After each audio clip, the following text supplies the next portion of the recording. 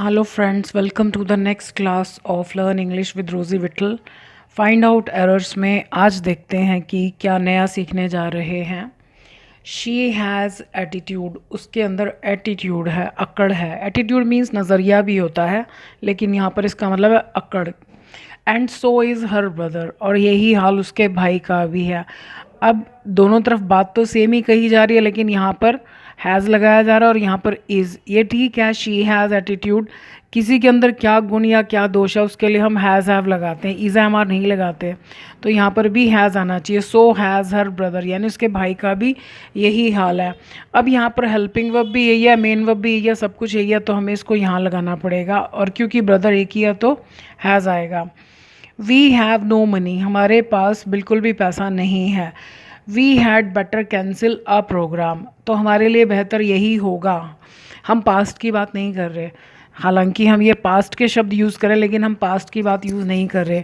So we had better, यानी हम अपने आप को सजेशन दे रहे हैं कि हम प्रोग्राम कैंसिल कर दें. अ प्रोग्राम का मतलब होता है पता नहीं कौन सा. अ मीन्स एरा गहरा. अब जब हमने प्रोग्राम बना रखा है तो हम उसी की बात कर रहे हैं, तो it should be the program, a program नहीं. Being the voice loud, I could not hear anything. ऐसे सेंटेंसेस जब स्टार्टिंग में ग्रुप ऑफ वर्ड्स आए, कॉमा आए, तो पहले हमेशा जो कंप्लीट सेंटेंस है उसको पढ़ना चाहिए. आई कुड नॉट हियर एनीथिंग, मैं कुछ भी नहीं सुन सका. क्यों? आवाज़ ऊंची होने के कारण. अब यहाँ पर ऊंचा कौन है? आवाज़. और यहाँ पर हमारी बात हो रही है, यहाँ पर हमारी बात नहीं हो रही. तो यहाँ पर जिसकी बात हो रही है उसको यहाँ आना चाहिए. तो यहाँ पर बात किसकी हो रही है? आवाज़ की. So the voice being loud, I could not hear anything. ये बीइंग क्या है? Present participle. प्रेजेंट पार्टिसिपल के ऊपर लॉन्ग वीडियोज़ हैं, आप डिटेल में समझ सकते हैं अगर आपको, जिनको इसके बारे में ज़्यादा जानकारी नहीं है. But for that box of sweets, अब ये तो आपको कोई सपने में भी बोलेगा तो आप समझ जाओगे कि ये क्या सेंटेंस है, इसका क्या मतलब है और इसका क्या आंसर होगा. आंसर में कौन कौन से हेल्पिंग वर्ब्स लगाने चाहिए. जब हमारी पकड़ इतनी अच्छी हो जाती है कि हमें कोई सपने में भी, मतलब जब हम पूरे ध्यान में भी नहीं हैं तब भी कोई कुछ बोलता है तो हमें फ़ौरन पता चल जाए कि क्या मिस्टेक है, तो इतनी प्रैक्टिस होनी चाहिए. So but for that box of sweets, यानी अगर वो मिठाई का डिब्बा नहीं होता पास्ट में, ही could not celebrate his birthday. तो यहाँ पर पास्ट की बात हो रही है, यहाँ पर दो हेल्पिंग वर्ब्स लगने चाहिए. ही कुड नॉट हैव, अब हैव लगेगा तो थर्ड फॉर्म हो जाएगी celebrated. So he could not have celebrated his birthday. The tailor had better to write the measurement, दर्जी के लिए अच्छा यही होगा कि वो नाप को लिख ले, मतलब बाद में वो भूल भी सकता है या मे भी कोई चेंजेस करवाने जा रहा है नाप में, तो उसको बेहतर यही होगा कि वो लिख ले. हैड बेटर के बाद टू कभी भी नहीं आता और थर्ड फॉर्म भी नहीं आती, फर्स्ट फॉर्म आती है, तो ये टू नहीं आना चाहिए. The heavy load did not let a donkey to move fast, भारी वज़न ने एक गधे को तेज़ नहीं चलने दिया. अब जब हम पास्ट की बात करें तो दैट मीन्स हम उसी डोंकी की बात करें जिस पर वज़न था, तो इट शुड बी द. ए का मतलब होता है कि हम किसी के बारे में पहली बार बात करें और हमें पता ही नहीं हम किसकी बात करें, वो कौन है, लेकिन ये पास्ट है. अब ये भी ज़रूरी नहीं है कि हमेशा पास्ट में द ही आता है, लेकिन हम कह रहे हैं कि उसको चलने नहीं दिया, तो that means we must be knowing, हमें पता होगा कि हम कौन से डोंकी की बात कर रहे हैं. The heavy load did not let the donkey, to नहीं आना चाहिए. लेट वाले सेंटेंसेस में टू नहीं आता. वर्ब के बाद लगाना चाहो, ज़रूरत हो तो लगा सकते हो, लेकिन वर्ब से पहले नहीं. So did not let the donkey move fast. Let, get, make के ऊपर भी अलग से लॉन्ग वीडियोस हैं कॉजेटिव वर्ब्स के नाम से, आप प्लेलिस्ट में जाकर उन्हें भी देख सकते. The boy you have bought this gift, he will not like it. The boy, अब बॉय के बाद यू आ गया, यानी ये हमारा मेन सेंटेंस नहीं है. Will, the boy will not like it, वो लड़का. अब हम बताएंगे कौन सा लड़का, तो वो लड़का के लिए दैट नहीं लिखना. जब हम दैट लिखते हैं तो फिर हमें बताने की ज़रूरत ही नहीं, यानी फिर तो हमने हाथ से इशारा कर दिया कि वो वाला लड़का.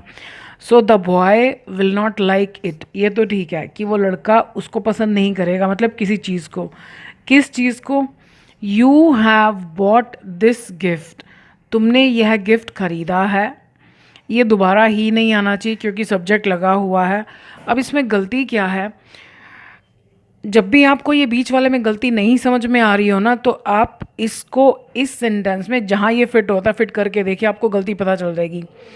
You have bought this gift for the boy, यानी इसमें फॉर मिसिंग है। आप देखो ना, हिंदी में हम कहते हैं जिस लड़के के लिए, तो के लिए की इंग्लिश तो कहीं है ही नहीं।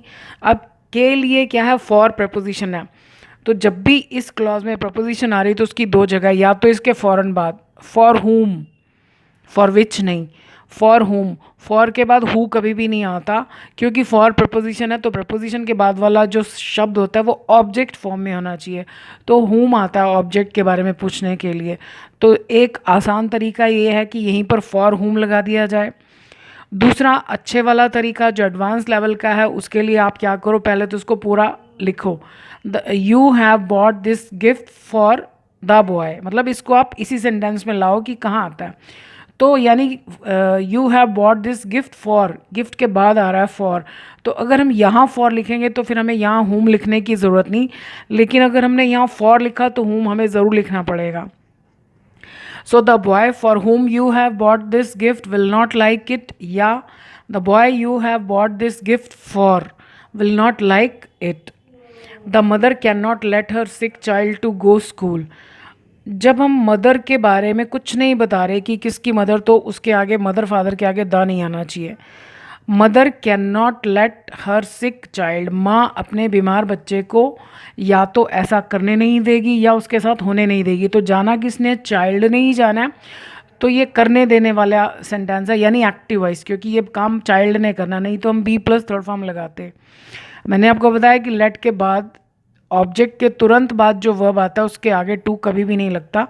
बाद में आपको चाहिए तो लगा सकते हो, और यहाँ हमें चाहिए क्योंकि गो के बाद जब भी जगह का नाम आए तो टू आता है। Go to school. अब मैंने कुछ स्टूडेंट्स को बोला जगह का नाम आए तो टू आता है, तो वो क्या करते हैं, I am going to somewhere. Somewhere किसी जगह का नाम थोड़ी ना, तो आई एम गोइंग समवेयर होगा, वहाँ टू नहीं होगा। और अगर हम अपने घर जा रहे हैं तो आई एम गोइंग होम, माई कहने की ज़रूरत नहीं है। जब हम अपने घर की बात करें तो आई एम गोइंग होम, वहाँ भी टू नहीं आता। So mother can not let her sick child go to school. The lock whose code does not know will have to break.